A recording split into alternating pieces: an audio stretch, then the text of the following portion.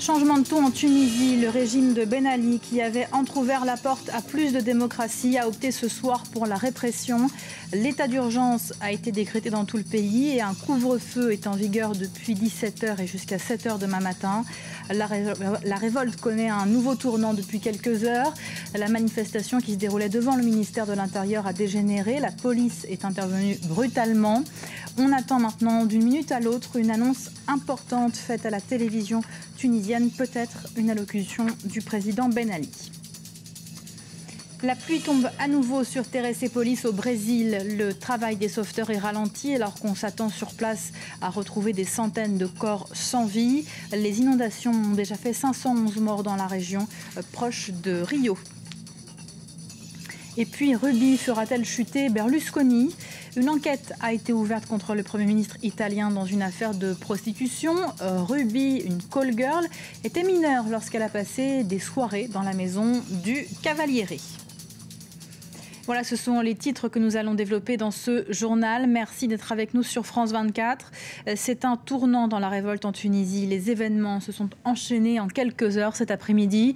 Il y a d'abord eu cette manifestation devant le ministère de l'Intérieur, violemment réprimée par la police.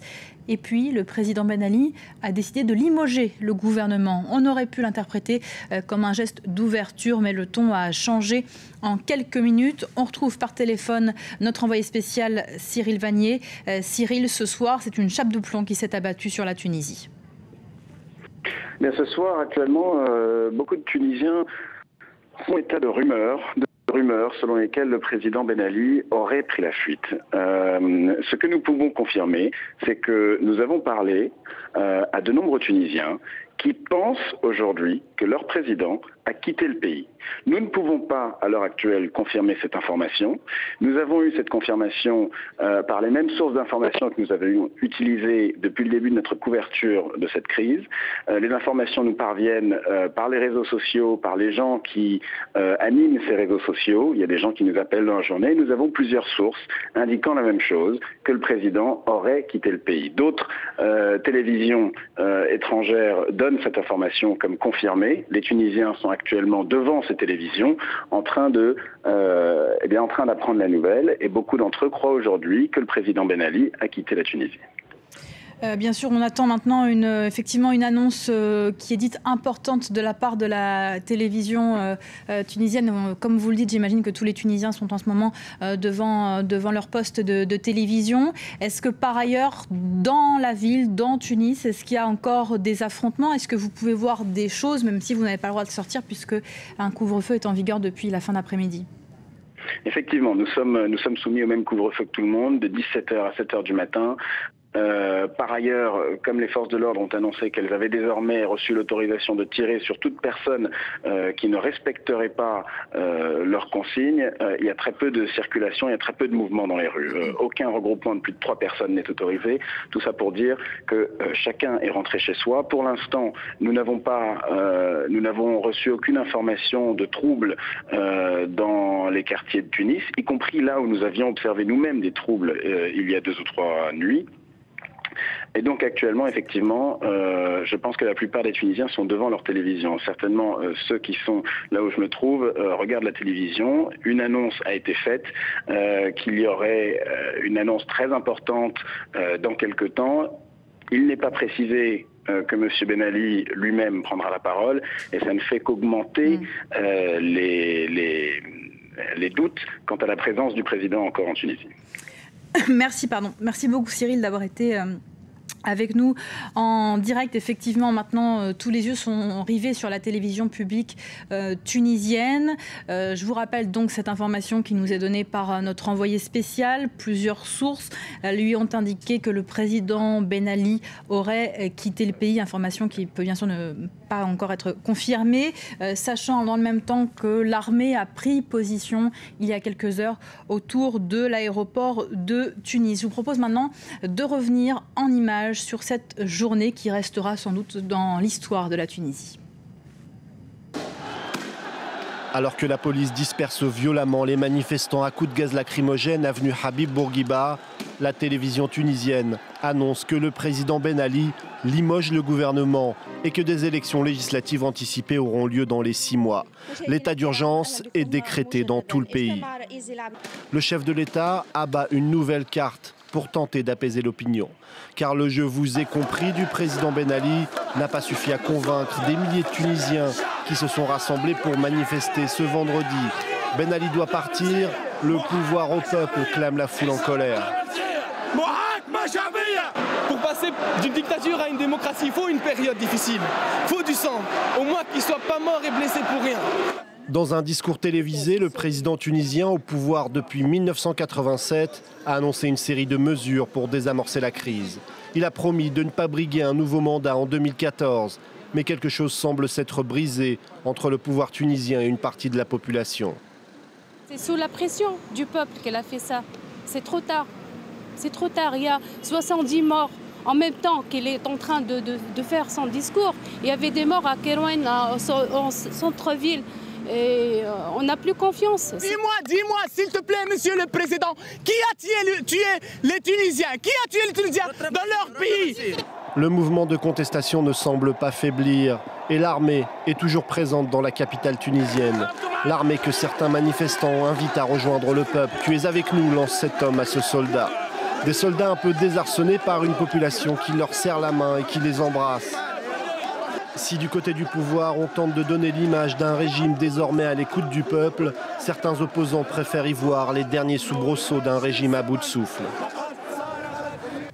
Et Jean-Bernard Cadier m'a rejoint en plateau. Bonsoir Jean-Bernard. Bonsoir Hélène. On va revenir sur ces dernières informations qui nous viennent de sources proches du gouvernement tunisien. Le président Ben Ali a effectivement quitté le pays. Ce serait une information incroyable ce soir et qui va clairement changer l'avenir du pays. Nous sommes probablement en train de vivre l'histoire en direct, puisque effectivement on nous annonçait il y a quelques minutes une décision capitale de la part de la télévision publique tunisienne, et maintenant cela est confirmé par les sources proches du gouvernement, confirmé aussi par les propres sources de la chaîne arabe de France 24, qui est très bien informée, qui nous confirme effectivement que le président Ben Ali a quitté le pays. Selon d'autres informations, la famille de l'épouse du président Ben Ali aurait été arrêtée à l'aéroport de Tunis. Donc on assiste très probablement à la fin du pouvoir de Ben Ali. La question est de savoir maintenant, dans cette vacuité du pouvoir... Qui va prendre le pouvoir? Est-ce qu'on peut envisager un coup d'État? Qui dispose du pouvoir actuellement à Tunis? C'est pour ça que je vous dis qu'on est en train de vivre l'histoire en direct. Il n'est pas possible à l'heure qu'il est, à la minute qu'il est, de répondre exactement à cette question. Les options sont évidemment, on pense évidemment à la puissance militaire, qui dans ces cas-là est la mieux apte à assurer la sécurité. Surtout que nous sommes, je vous le rappelle, sous le coup d'un décret d'état d'urgence. Et dans un état d'urgence, ce sont les forces de sécurité qui tiennent le pays, qui tiennent le pouvoir, minute par minute, très concrètement. Cela dit, les forces de sécurité doivent obéir à quelqu'un.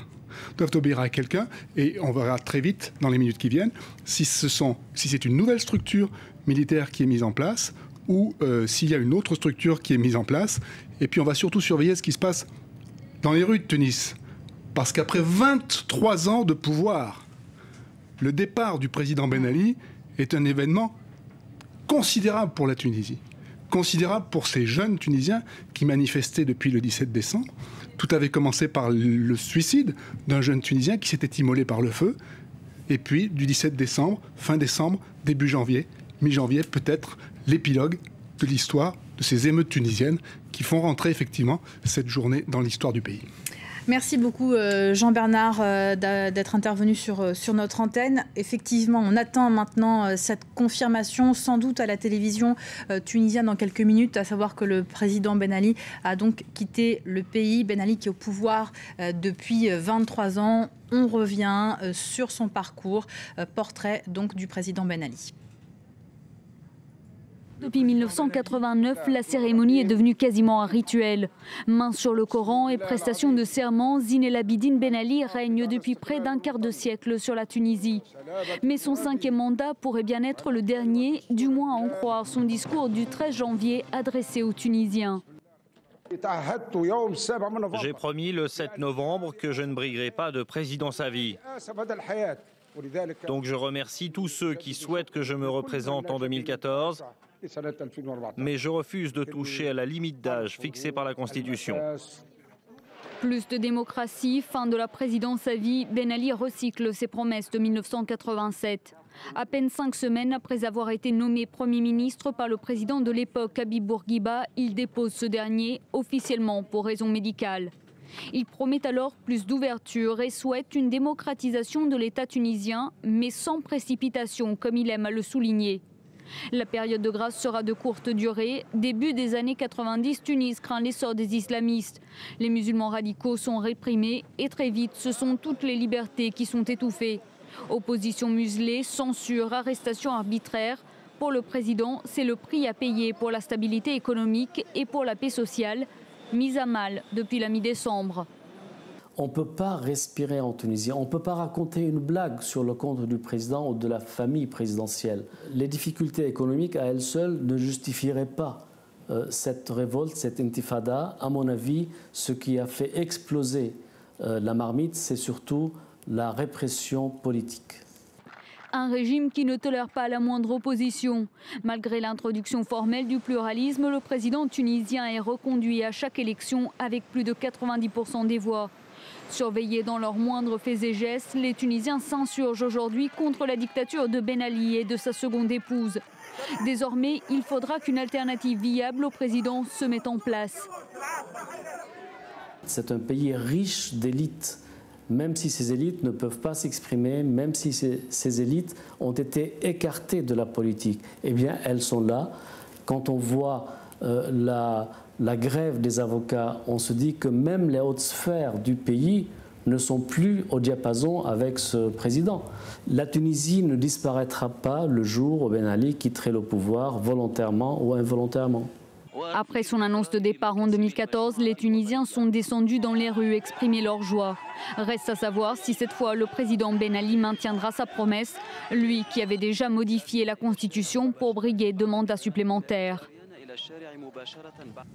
Et le président tunisien Ben Ali aurait même déjà quitté ses fonctions. On attend confirmation, mais a priori, effectivement, le président Ben Ali a quitté la Tunisie. La chaîne Al Jazeera annonce même qu'il est arrivé à Paris. Peut-être que l'intervention à la télévision tunisienne a commencé, c'est ce qu'on est en train de m'indiquer. Est-ce qu'on peut avoir les images en direct de l'intervention à la télé ? Momentanément, il délègue ses pouvoirs au Premier ministre. En considérant le fait que le président de la République ne pourra pas momentanément exercer ses fonctions, j'exerce à partir du moment l'exercice de fonctions du président de la République et j'appelle tous les fils de la Tunisie et ses filles de toutes les tendances politiques, intellectuelles, de toutes les couches et de toutes les régions, de faire preuve de civisme et d'unité pour permettre à notre pays qui nous est cher de dépasser cette période difficile et de retrouver sa paix et sa stabilité. Et je m'engage pendant la période de mon exercice de ces fonctions de respecter la Constitution et d'entreprendre les réformes sociales, économiques, sociales qui ont été annoncées en toute rigueur et en concertation avec toutes les parties nationales, partis, organisations nationales et composantes de la société civile.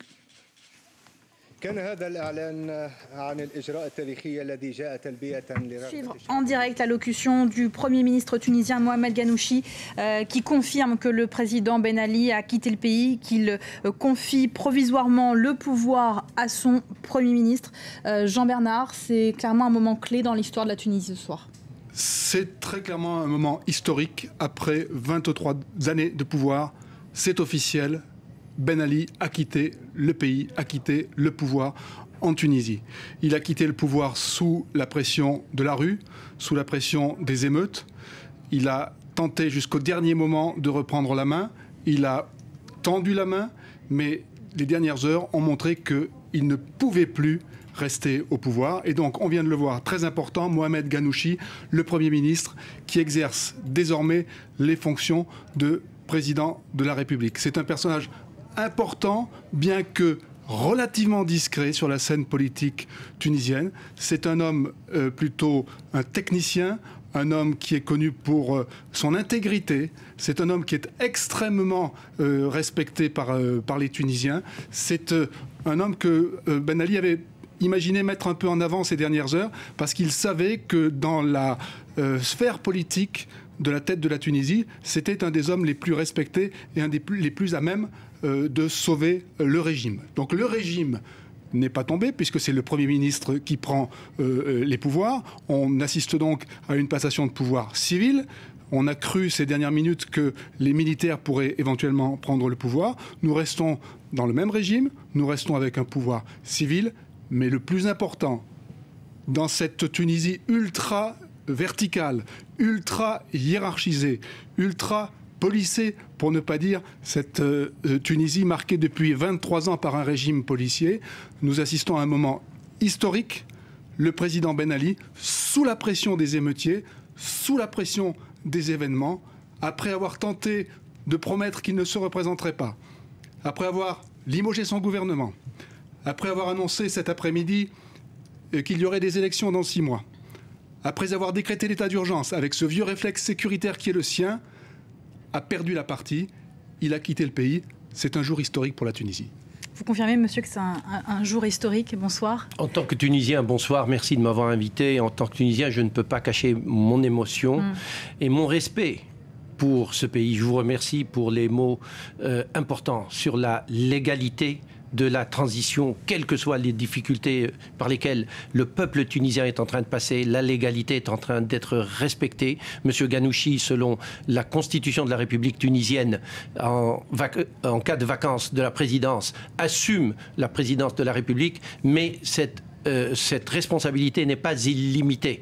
Il a pour obligation d'organiser des élections et législatives et présidentielles pour que la nouvelle République tunisienne, avec ses nouvelles lois, en particulier la vraie démocratie, le vrai Parlement élu et réélu, avec le pouvoir du peuple, se mette en place. L'armée n'est pas absente. Ce n'est pas un coup d'État militaire, mais l'armée a montré tout au long de ces événements que c'est l'armée du peuple, c'est l'armée de la Tunisie entière. Elle a refusé de s'opposer au peuple, elle a refusé de tirer sur le peuple.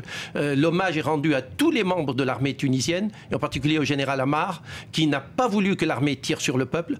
Aujourd'hui, l'armée est l'un des garants de l'application de la Constitution. Ceci montre que la Tunisie est un État très avancé, que la Tunisie mérite d'entrer dans le club des pays démocratiques et que la Tunisie devrait être traitée en particulier par l'Europe et par les États-Unis, non pas comme un pays du tiers-monde de l'autre côté de la Méditerranée, mais comme étant l'exemple typique qui, j'espère, demain fera tache d'huile dans les autres pays, parce que le manque de développement est dû au manque de démocratie et d'institutions qui fonctionnent. Vous pensez que la Tunisie pourra surmonter cet épisode, que les Tunisiens, ce soir, vont effectivement respecter l'autorité qui est maintenant incarnée par M. Ghanouchi? Non seulement je le pense, mais je pense que c'était ce qu'ils voulaient. Or, si... C'est pas un changement plus large de régime que les Tunisiens voulaient? Il se passera dans le cadre de la loi, dans le cadre civil. Et cette loi, cette constitution qui est la loi des lois, prévoit que le Premier ministre assume la responsabilité.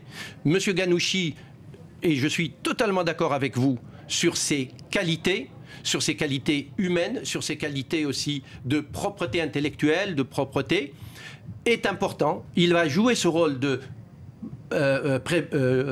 président d'intérim.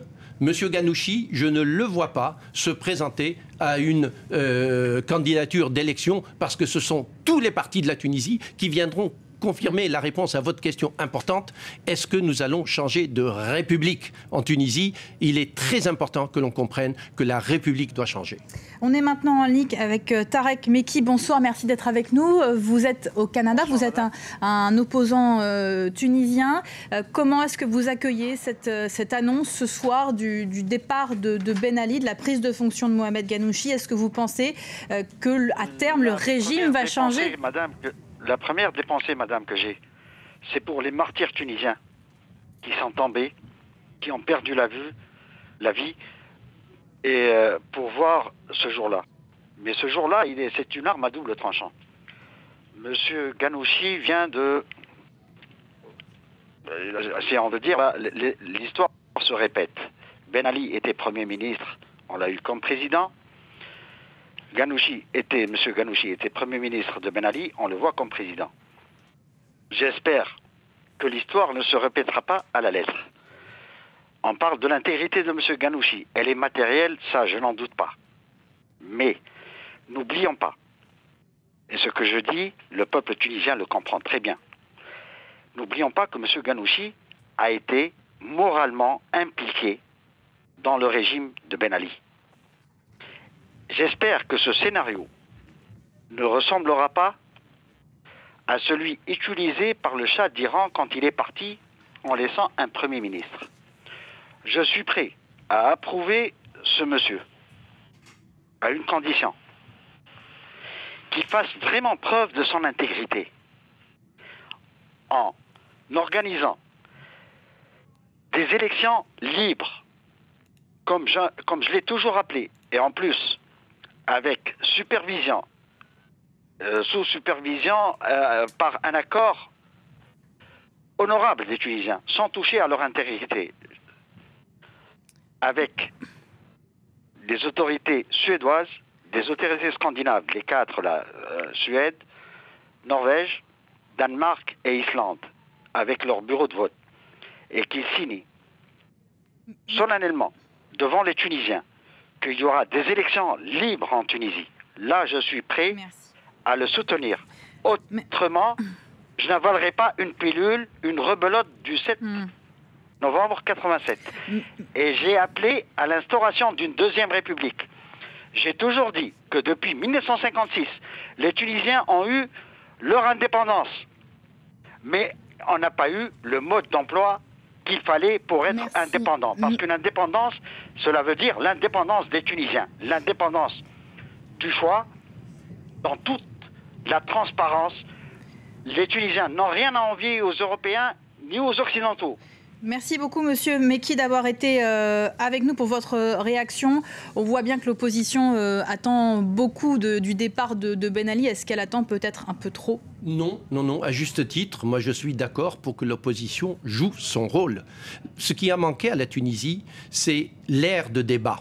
C'est le fait de ne pas être d'accord, mais de manière constructive. Nous avons toujours espéré que la Constitution qui garantit cette ère de débat l'applique. La Constitution en arabe se dit Destour. Destour, c'est le parti qui, depuis les années 30, demandait non seulement l'indépendance, mais la représentation du peuple pour qu'il y ait un débat à l'intérieur d'une cellule civilisée. L'opposition est nationale. L'opposition est aussi faite de patriotes. L'opposition doit exister pour qu'il y ait le pouvoir et le contre-pouvoir, pour que les idées soient discutées de manière contradictoire et la meilleure décision prise. Je suis d'accord sur les méfiances, mais aujourd'hui je ne comparerai pas ce qui se passe aujourd'hui au 7 novembre 1987, mais je le comparerai à la situation de la Turquie pendant qu'elle était en train de bouger de se transformer vers la démocratie. L'armée a joué un rôle. À un certain moment, il était positif, à un certain moment, il était négatif.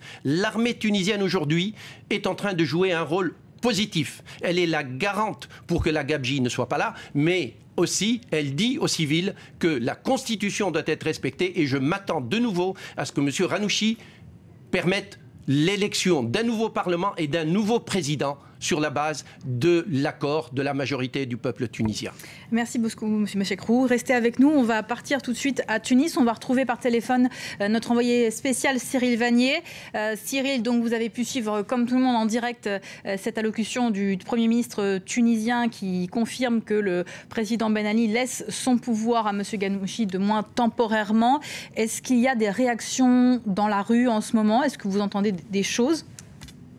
Oui, on entend, vous avez tout à fait le bon réflexe, Hélène, parce qu'on entend effectivement des sifflets, on commence à entendre des bruits, alors que dans la rue, alors que je vous rappelle que nous sommes actuellement sous un couvre-feu, nous sommes sujets à un couvre-feu qui dure jusqu'à demain matin, mais quelque chose me dit, étant donné les premières réactions que je vois autour de moi, que les gens vont sortir dans la rue, en tout cas essayer de sortir ce soir. Les toutes premières réactions des Tunisiens que j'ai pu recueillir, ce sont celles des quelques Tunisiens qui sont à l'hôtel avec moi. Et alors curieusement, alors que les gens auxquels j'ai parlé sont contents que M. Ben Ali soit parti, ça ne fait aucun doute, eh bien, ils sont déçus. Ils sont déçus pourquoi? Ils sont déçus parce qu'ils pensent qu'il a quitté le pays et qu'il ne sera donc pas puni. Ils auraient voulu que M. Ben Ali soit jugé. Ils estiment que pendant 23 ans, il a pris l'argent du pays et qu'il est parti avec sa famille, avec tout l'argent, et que, en somme, il a réussi à piller le pays et s'en sortir et partir avec son argent. Donc c'est la toute première réaction que j'ai pu obtenir, mais c'est intéressant de voir que même des gens qui souhaitaient le départ de Ben Ali, eh bien, auraient peut-être préféré que son départ se fasse dans des conditions différentes, puisque, comme je vous le disais dans nos précédents journaux, beaucoup de Tunisiens pense aujourd'hui que M. Ben Ali a déjà fui le pays, même si nous n'avons toujours pas de confirmation officielle à ce sujet.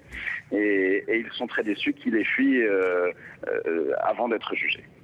Est-ce qu'on peut éventuellement imaginer que si la population sort dans la rue ce soir, l'armée ou la police réprime à nouveau ces mouvements spontanés? Est-ce qu'elle est toujours présente dans la rue? Est-ce que vous pouvez voir déjà si les militaires sont là? Eh bien, l'armée est certainement présente dans la rue, parce qu'elle l'est depuis 2-3 jours. Il y a des véhicules militaires, notamment avenue Bourguiba, devant plusieurs points sensibles.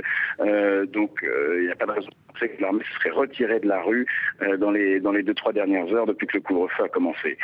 En revanche, pour répondre à votre question, il faut bien distinguer le rôle de l'armée et le rôle de la police et de la police anti-émeute. Jusqu'à présent, l'armée n'est pas intervenue dans ce conflit. Et c'est pour ça que l'armée aujourd'hui bénéficie d'une crédibilité aux yeux de la population. Les images qui continuent de circuler sur la télévision tunisienne aujourd'hui, et nous en avons été témoins, c'est que des manifestants devant le ministère de l'Intérieur aujourd'hui ont fait la bise aux soldats, ils les ont parfois embrassés, pris dans leurs bras. Ils avaient vraiment le sentiment que les soldats étaient avec eux. Et en revanche, la colère, l'incompréhension était dirigée envers la police et la police anti-émeute qui a dispersé les manifestations avec des gaz lacrymogènes. Donc l'armée est certainement dans la rue. Est-ce que ça veut dire que l'armée suivra les mêmes règles qui ont été appliquées jusqu'à présent, c'est-à-dire on n'autorise aucun rassemblement, on disperse les manifestations?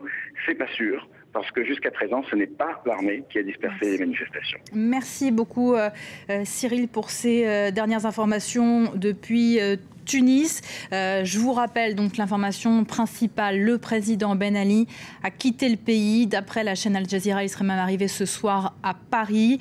C'est le Premier ministre Mohamed Ghannouchi qui prend provisoirement, a-t-il dit, les rênes du pouvoir. On revient maintenant en images sur la personnalité de Ben Ali au pouvoir depuis 23 ans maintenant. Tous les 5 ans, depuis 1989, la cérémonie est devenue quasiment un rituel. Main sur le Coran et prestation de serment, Zine El Abidine Ben Ali règne depuis près d'un quart de siècle sur la Tunisie. Mais son 5e mandat pourrait bien être le dernier, du moins à en croire son discours du 13 janvier adressé aux Tunisiens. J'ai promis le 7 novembre que je ne briguerai pas de présidence à vie. Donc je remercie tous ceux qui souhaitent que je me représente en 2014, mais je refuse de toucher à la limite d'âge fixée par la Constitution. Plus de démocratie, fin de la présidence à vie, Ben Ali recycle ses promesses de 1987. À peine 5 semaines après avoir été nommé Premier ministre par le président de l'époque, Habib Bourguiba, il dépose ce dernier officiellement pour raison médicale. Il promet alors plus d'ouverture et souhaite une démocratisation de l'État tunisien, mais sans précipitation, comme il aime à le souligner. La période de grâce sera de courte durée. Début des années 90, Tunis craint l'essor des islamistes. Les musulmans radicaux sont réprimés et très vite, ce sont toutes les libertés qui sont étouffées. Opposition muselée, censure, arrestation arbitraire. Pour le président, c'est le prix à payer pour la stabilité économique et pour la paix sociale, mise à mal depuis la mi-décembre. On ne peut pas respirer en Tunisie, on ne peut pas raconter une blague sur le compte du président ou de la famille présidentielle. Les difficultés économiques à elles seules ne justifieraient pas cette révolte, cette intifada. À mon avis, ce qui a fait exploser la marmite, c'est surtout la répression politique. Un régime qui ne tolère pas la moindre opposition. Malgré l'introduction formelle du pluralisme, le président tunisien est reconduit à chaque élection avec plus de 90% des voix. Surveillés dans leurs moindres faits et gestes, les Tunisiens s'insurgent aujourd'hui contre la dictature de Ben Ali et de sa seconde épouse. Désormais, il faudra qu'une alternative viable au président se mette en place. C'est un pays riche d'élites. Même si ces élites ne peuvent pas s'exprimer, même si ces élites ont été écartées de la politique, eh bien elles sont là. Quand on voit la grève des avocats, on se dit que même les hautes sphères du pays ne sont plus au diapason avec ce président. La Tunisie ne disparaîtra pas le jour où Ben Ali quitterait le pouvoir volontairement ou involontairement. Après son annonce de départ en 2014, les Tunisiens sont descendus dans les rues exprimer leur joie. Reste à savoir si cette fois le président Ben Ali maintiendra sa promesse, lui qui avait déjà modifié la Constitution pour briguer de mandats supplémentaires. Ben Ali qui n'est plus ce soir le président de la Tunisie, il a confié le pouvoir à son Premier ministre Mohamed Ghannouchi qui devient donc président par intérim. On retrouve à Tunis notre envoyé spécial Cyril Vanier. Cyril, vous nous disiez il y a quelques minutes que vous entendiez des sifflets. Est-ce que les gens commencent à sortir dans la rue ? Eh bien, pour l'instant, là où je me trouve dans le centre-ville, je n'ai pas encore pu me déplacer. La rue est totalement vide. Je ne vois absolument pas âme qui vive. Il se peut que la situation soit différente en centre-ville. Je vous le confirmerai dès que j'aurai pu me déplacer. Pour l'instant, nous restons dans une situation qui est assez chaotique dans la mesure où on ne peut pas savoir et on ne peut pas préjuger de la manière dont l'armée et les forces de l'ordre vont réagir. Rappelons tout de même que juste avant l'annonce de la destitution du président Ben Ali, eh bien l'autre annonce qui avait été faite, c'est que l'armée ne tolérerait aucun rassemblement de plus de 3 personnes, que les forces de l'ordre étaient autorisées à tirer si leur consignes n'étaient pas respectées. Donc on est quand même dans une situation où les informations officielles laissent penser qu'il n'est peut-être pas sûr de sortir ce soir dans Tunis. Merci beaucoup Cyril. Et puis cette toute dernière information donnée par la télévision tunisienne, Mohamed Ghannouchi restera président par intérim jusqu'à la tenue d'élections anticipées. Un peu plus tôt dans la journée, le président sortant Ben Ali s'était engagé à organiser des élections anticipées dans les 6 mois à venir. Voilà ce qu'on pouvait dire ce soir sur les événements en Tunisie. Je laisse maintenant la parole à Jean-Bernard Cadier pour Paris Direct entièrement consacré bien sûr ce soir au départ du président Ben Ali qui est arrivé à Paris d'après la chaîne Al Jazeera.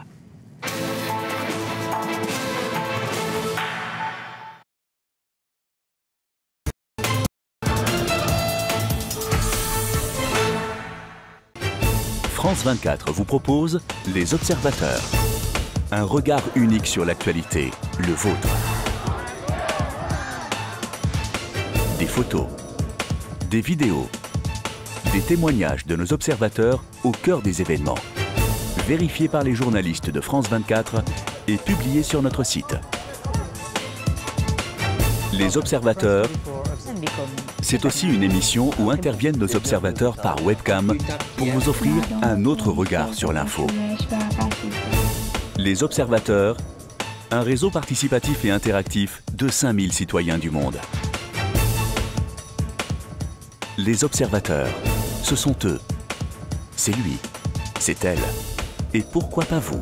Rejoignez-nous sur observateur.france24.com et devenez acteur de l'information. Vous aussi, soyez nos yeux aux quatre coins du monde.